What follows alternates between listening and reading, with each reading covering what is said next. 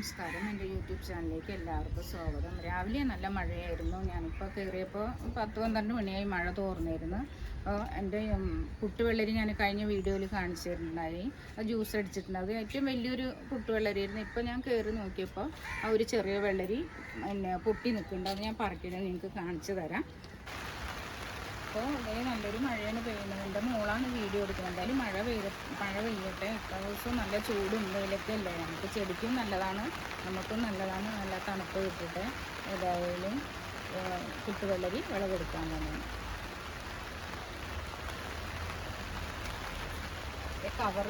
കവറിലാണ് ഞാനിത് കെട്ടി വെച്ചിരിക്കുന്നത്. കവർ അഴിക്കുന്നതാണ്, അഴിച്ച് എടുക്കാം. ഇനിയിപ്പോൾ മഴക്കാലം ആയി എന്ന് പറഞ്ഞാൽ പുട്ടുവെള്ളരി ഇങ്ങനെ പൊട്ടുമെന്ന് എനിക്കറിയാൻ പാടില്ല. അപ്പോൾ ഞാൻ രാവിലെ കയറിയപ്പോൾ പൊട്ടിയിട്ടുണ്ട്. അപ്പോൾ ഞാനത് വെട്ടിയെടുക്കുമ്പോൾ നിങ്ങൾക്കും കൂടി കാണിക്കാമെന്ന് വിചാരിച്ചത്. നല്ല ഭംഗിക്ക് തന്നെയാണ് ഇത് പൊട്ടിയിരിക്കുന്നത്, കണ്ടില്ലേ. ഇനി മഴയാകുമ്പോൾ അങ്ങനെ പൊട്ടുമെന്നൊന്നും എനിക്കറിയാൻ പാടില്ല. എന്നാലും ഉണ്ട്. ഇതേ 2 ഞാൻ നിർത്തിയിട്ടുണ്ട്.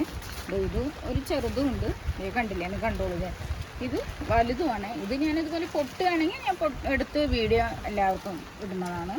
വലിയ പുട്ടുവെള്ളരി എൻ്റെ ചാനലിലുണ്ട്. അത് ജ്യൂസ് അടിച്ചിട്ട് നല്ല ടേസ്റ്റി ആയിരുന്നു. എല്ലാവരും അത് കയറി കാണണേ, അഭിപ്രായം പറയണം.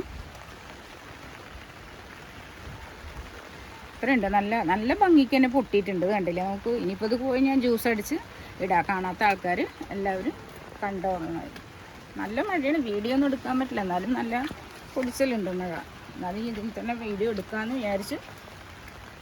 പിന്നെ എൻ്റെ പൊന്നാങ്കണ്ണി ചീര ഞാൻ ഇട്ടപ്പോൾ ചോദിച്ചായിരുന്നു പച്ചയാണോ ചുമപ്പാണോ എന്ന്, 2 കളറുണ്ടോയെന്ന് ചോദിച്ചപ്പോൾ ഞാൻ ചുമപ്പ് വെയിലത്ത് വെച്ചാൽ അത് ചുമന്ന കളറാവും, തണലത്ത് വെച്ചാൽ പച്ച കളറാവും. അപ്പോൾ ആ ചുമന്ന കളറും കൂടി ഒരു ഗ്രോ ബാഗിലുണ്ട്. ഞാനത് കാണിച്ചു തരാം.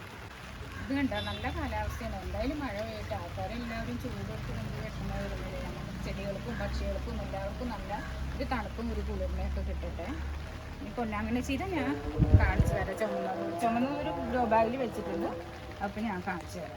ഇപ്പോൾ കാലാവസ്ഥ മാറി ഞാൻ കുട മാറ്റി. ഇതിപ്പോൾ ഞാൻ എൻ്റെ കുമ്പളങ്ങയിൽ ഒരു ചെറിയൊരു കുമ്പളങ്ങ വന്നിട്ടുണ്ട്. അതിൽ കവർ ഇടണമല്ല എന്ന് വെച്ചത് കണ്ടില്ലേ, പക്ഷികളോ അല്ല പ്രാണികൾ കയറി കൊത്തും. അപ്പോൾ അത് വെറുതെ നശിഞ്ഞു പോയി. അപ്പോൾ ഇപ്പം എന്തായാലും കവറിടാൻ പറ്റില്ല.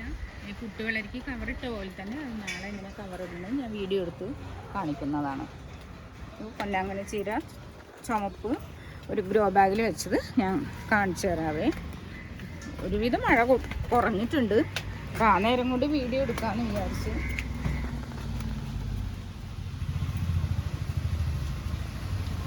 ഇതാണ് തണലത്ത് വെച്ച പച്ച കളറുള്ള ചീര. അത് കണ്ടില്ലേ, ഇത്രയും നമുക്ക് വലുതാവും.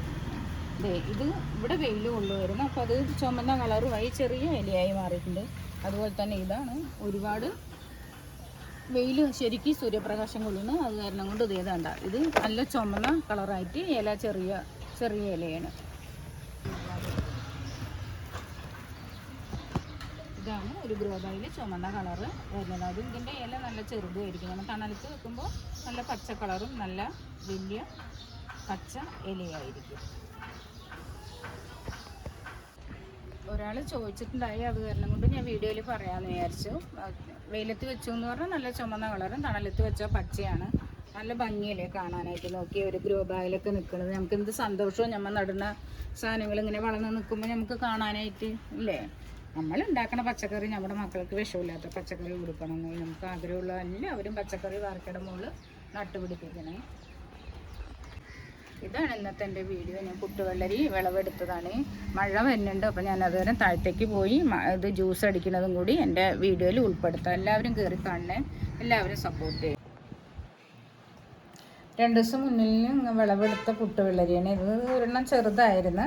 അത് ഞങ്ങൾ ജ്യൂസ് അടിക്കാൻ വേണ്ടി എടുത്തതാണ്. ഇപ്പോൾ 2 ദിവസം കഴിഞ്ഞ് പോയി നോക്കിയപ്പോൾ അടുത്ത വെള്ളരിയും പൊട്ടി കവറിനകത്ത് കിടക്കുന്നുണ്ടായി.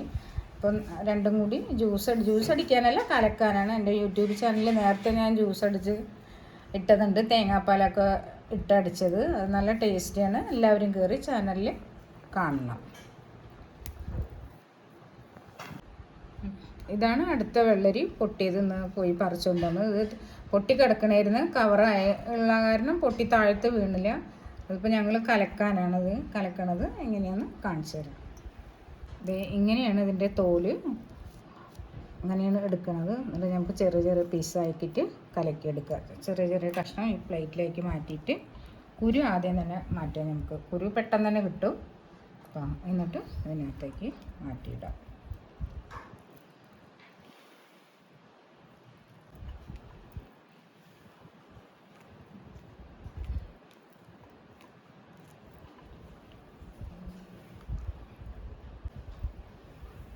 ചെറിയ ചെറിയ പീസാക്കി എടുക്കാം. എന്നിട്ട് നമുക്കിത് പഞ്ചസാര ഐസ് ക്യൂബ് ഇട്ട് കലക്കിയെടുക്കാം.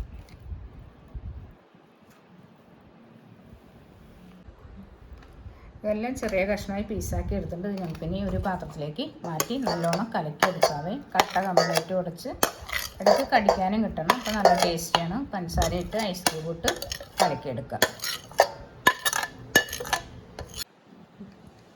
ഇങ്ങനെ നമുക്ക് ഇതിൻ്റെ കംപ്ലീറ്റും കട്ട ഉടച്ചെടുക്കാം.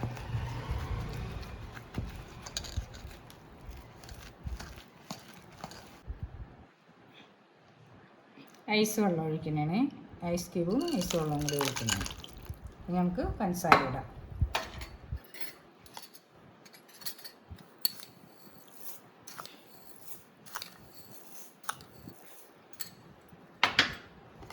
നല്ലോണം കലക്കിയെടുക്കാം.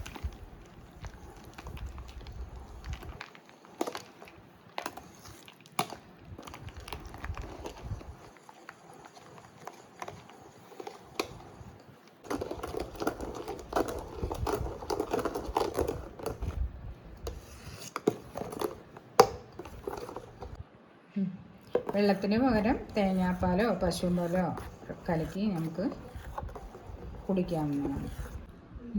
ഇത് നമുക്ക് ഗ്ലാസ്സിലേക്ക് ഒഴിക്കാം.